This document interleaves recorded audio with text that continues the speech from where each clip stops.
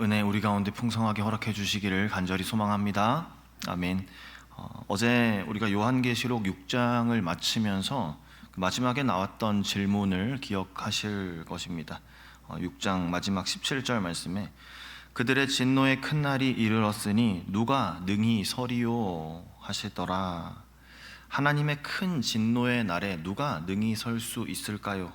이 본문, 오늘 우리가 살펴본 본문은 이 질문에 대한 하나님의 대답이다, 그렇게 우리가 받을 수 있습니다. 심판이라는 이 어쩌면 좀 두려운 이 주제 앞에서, 무거운 심판의 한복판에서 하나님께서는 어떻게 교회를 보호하시며 또 우리의 기도가 하나님의 뜻 안에서 어떻게 쓰임 받는지 발견할 수 있게 해주는 오늘 본문은 아주 참 귀한 말씀이다, 그렇게 할 수 있습니다. 미래에 있을 그 심판의 이야기를 넘어서 심판 중에도 분명히 하나님의 보호하심이 계획되어 있다는 것을 우리에게 알려주시는 것이죠. 어제 보았던 계시록 6장에서의 심판의 장면들이 이렇게 계속 펼쳐지다가 오늘 본문 7장으로 넘어오면서 갑자기 딱 멈추는 그런 느낌이 듭니다. 이게 왜 그러냐면 계시록이 그 연속된 시간표대로 순서대로 이렇게 이루어지는 그 책이 아니라 심판과 구원의 이 환상이 반복되어 교차하며 하나님의 뜻이 드러나는 그러한 구조이기 때문에 그렇습니다. 누가 지금 우리는 계시록 몇 장 지나고 있습니다, 앞으로 그 다음 장입니다, 그런 말은 귀담아 들으실 필요가 없는 것이죠. 그러면서 오늘 말씀 가운데 나오는 인치심을 받은 자 14만 4천 명이라는 숫자가 굉장히 구체적인 이 숫자가 등장하게 되죠.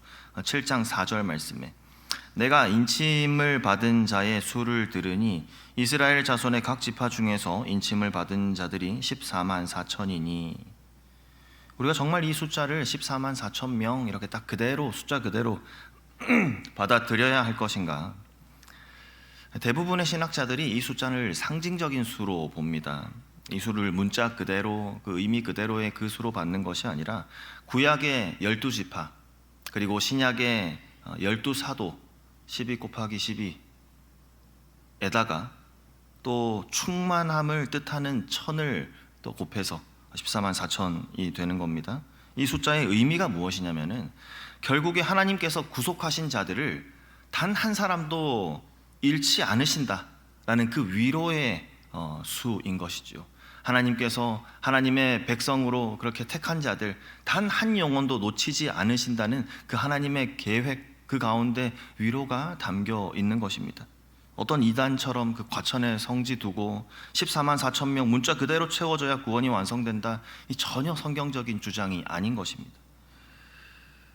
이 숫자 결코 사람의 수를 맞추는 그러한 조건이 아니라 하나님의 언약하신 백성을 단 한 사람도 잃어버리지 않으시고 완전하게 지키신다는 그러한 복음의 상징적인 위로가 있는 그 수임을 우리가 꼭 기억할 수 있어야겠습니다. 그러니까 이 수가 구약과 신약 그 전체를 아우르는 모든 하나님의 백성, 즉 하나님의 교회를 의미하는 그러한 것입니다. 여기서 중요한 것은 이들이 인치심을 받았다라는 것이죠. 이마에 도장을 받은 겁니다. 개인이 얼마나 대단한가, 개인의 능력이 얼마나, 그것을 말하는 것이 아니라 어린 양의 피로 구원함을 받은 것이죠. 이제 어린 양의 피로 인해서 하나님의 소유가 되었다라는 것입니다. 베드로 사도도 베드로전서에서 동일한 말씀을 기록해 놓았습니다. 베드로전서 1장 18절 19절 말씀에 너희가 알거니와 너희 조상이 물려준 헛된 행실에서 너희가 대속함을 받은 것은 은이나 금같이 없어질 것으로 된 것이 아니라 오직 흠없고 점없는 어린 양 같은 그리스도의 보배로운 피로 된 것이니라, 이렇게 말씀하고 있는 것이지요. 하나님 나라의 소속이라고 하나님께서 딱 표시를 한 겁니다. 출애굽 때에 문설주의 그 어린 양의 피를 바른 집 그 재앙을 다 넘어갔던 것처럼 오늘 우리는 이 말씀 속에서 심판 중에서도 보호하심을 약속하시는 그 하나님을 발견할 수 있는 것입니다. 참 무서운 말씀들 가운데 우리가 그나마 평안할 수 있는 것이, 우리가 소망 가질 수 있는 것이 하나님의 이 약속의 말씀에 근거한다는 것이지요. 하나님께서 어린 양의 피로 이렇게 이미 완전하게 보증하신 구원의 표식을 우리에게 주셨습니다. 얼마나 감사한 일입니까? 그리고 그 보호하심은 우리 개인 혼자가 아니라 함께 공동체적으로 하나님의 보호하심을 받고 있다는 것을 또한 강조합니다. 개인이 아니라 공동체로서 받는 보호의 인치심인 것이지요. 이어지는 본문에 이번에는 셀 수 없는 큰 무리가 등장합니다. 7장 9절 말씀에 이 일 후에 내가 보니 각 나라와 족속과 백성과 방언에서 아무도 능히 셀 수 없는 큰 무리가 나와 흰옷을 입고 손에 종려가지를 들고 보좌 앞 어린 양 앞에 서서, 방금 전까지만 해도 14만 4천이었는데 이번에는 셀 수 없는 무리가 되었습니다. 이 둘이 무슨 관계일까요? 인침을 받은 자들이 이 땅에서 보호받는 그러한 교회의 모습이라면, 이 흰옷 입은 수를 셀 수 없는 이 큰 무리는 그 교회가 민족과 모든 열방과 방언을 넘어서서 확장되고 완성된 모습, 그러니까 하늘에서의 영광스러운 모습을 보여준다라고 그렇게 할 수 있습니다. 지상과 천상에서의 하나님 백성들의 모습인 것이지요. 그들의 모습을 묘사하는 것을 보면은 어린 양의 피에 그 옷을 씻어 희게 하였다 이렇게 나옵니다. 13절 이하 말씀에 장로 중 하나가 응답하여 나에게 이르되 이 흰옷 입은 자들이 누구며 또 어디서 왔느냐? 내가 말하기를 내 주여 당신이 아시나이다 하니 그가 나에게 이르되 이는 큰 환란에서 나오는 자들인데 어린 양의 피에 그 옷을 씻어 희게 하였느니라. 피에 씻어 희게 되었다. 이것이 핵심입니다. 우리의 어떤 행위, 우리의 어떤 자격, 그런 것이 아니라 오직 그리스도의 그 구속, 그것을 통해서만 우리가 하나님 앞에 설 수 있음을 아주 분명하게 보여주고 있는 것이지요. 이들이 이렇게 외치고 있습니다. 10절 말씀에 큰 소리로 외쳐 이르되 구원하심이 보좌에 앉으신 우리 하나님과 어린 양에게 있도다 하니, 심판 가운데에서 보호받은 이들이 외치는 그러한 승리의 함성인 것이죠.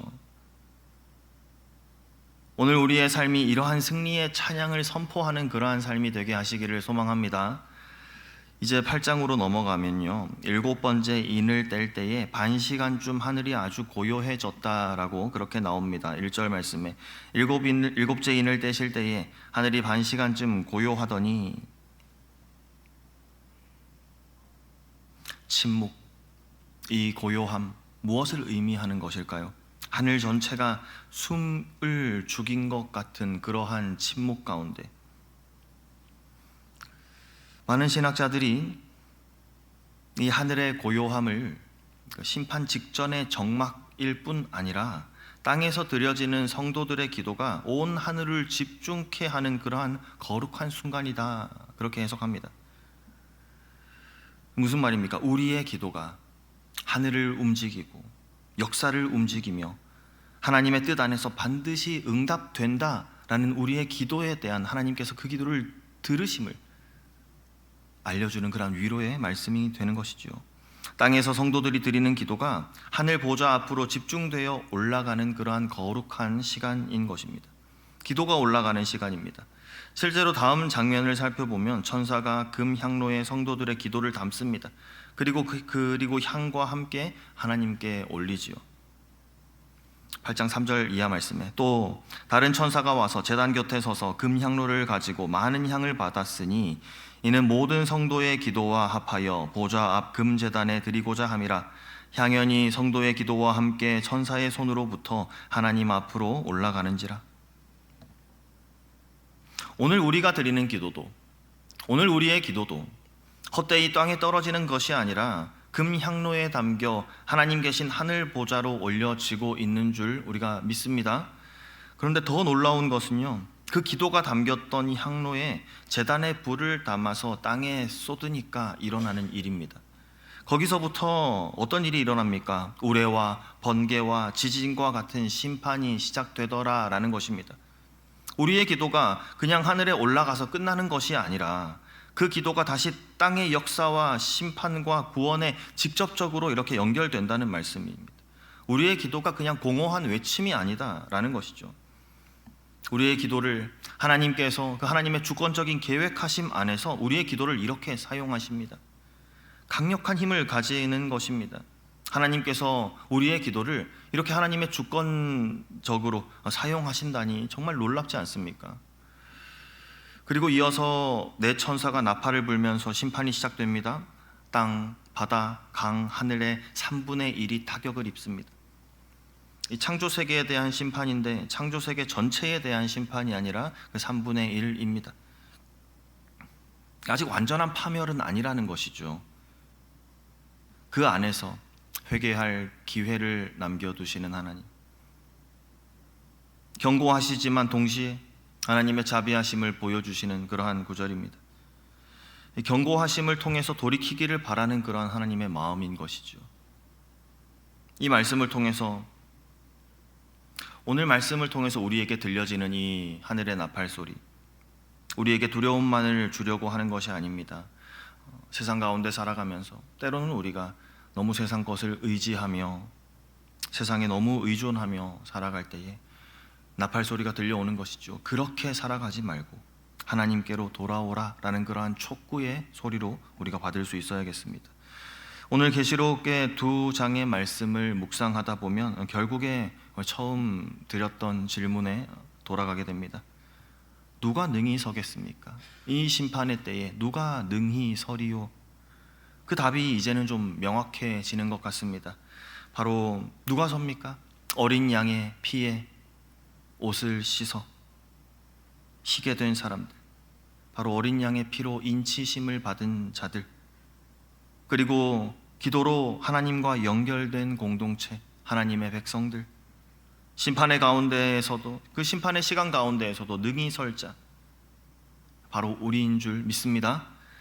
이처럼 우리의 안전함은요, 나의 어떠함에서 근거하는 것이 아닙니다. 내 힘이 아니라 전적으로 어린 양의 피에 달려 있습니다. 그래서 세상을 살아가면서 우리의 삶이 막 흔들리고 내 삶의 기반이 위태롭게 느껴지는 그러한 때가 있다고 할지라도 이 사실을 기억하는 것이 가장 중요합니다. 우리가 혼자가 아니다. 그리고 우리의 교회, 우리가 드리는 이 기도, 이 공동체가 드리는 이 기도 절대로 헛되지 않는다. 때로는 나팔 소리와 같은 그런 경고의 메시지가 들려올 때에 하나님께서 나에게 돌이키라 기회를 주시는 것이구나. 그 은혜를 우리가 발견하고 서로를 붙들어주며 믿음 안에서 굳건히 서는 그런 공동체가 우리 교회 되게 하시기를 간절히 소망합니다. 아멘. 함께 기도하겠습니다.